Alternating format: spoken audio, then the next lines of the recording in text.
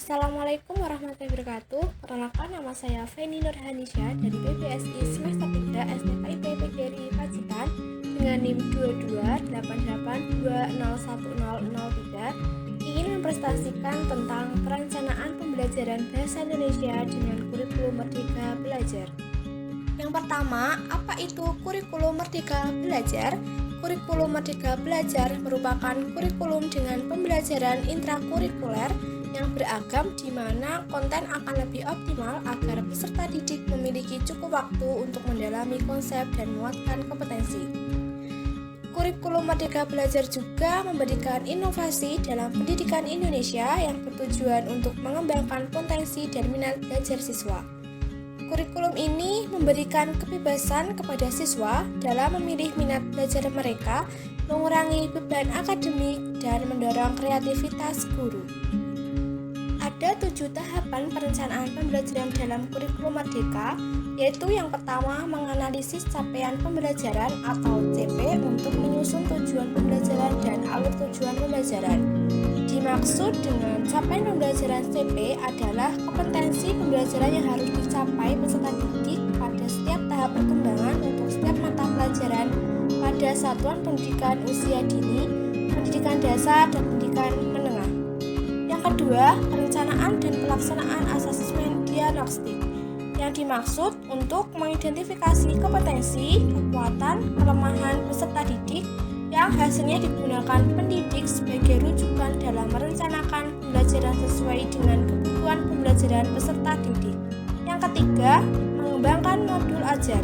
Mengembangkan modul ajar bertujuan untuk mengembangkan perangkat ajar yang memandu pendidik melaksanakan pembelajaran. Yang keempat, penyesuaian pembelajaran dengan tahap capaian dan karakteristik peserta didik. Pembelajaran paradigma baru berpusat pada peserta didik, karena itu pembelajaran ini disesuaikan dengan tahapan pencapaian dan karakteristik peserta didik.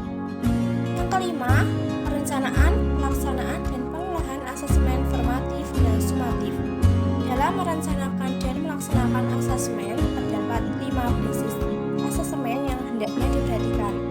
Prinsip pertama adalah asesmen sebagai bagian terpadu dari proses pembelajaran, memfasilitasi pembelajaran, dan menyediakan informasi yang holistik sebagai umpan balik.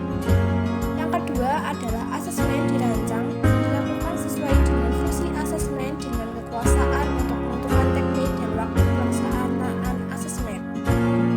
Ketiga, asesmen dirancang secara adil, proporsional, valid, dan dapat dipercaya. Keempat, laporan kemajuan belajar dan pencapaian peserta didik bersifat sederhana dan informatif. Terakhir, hasil asesmen digunakan oleh peserta didik, pendidik, tenaga kependidikan, dan orang tua. Yang keenam, laporan kemajuan belajar.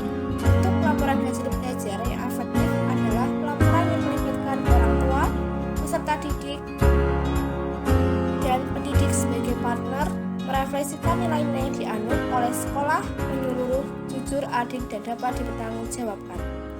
Dan yang terakhir, ketujuh, evaluasi pembelajaran dan asesmen.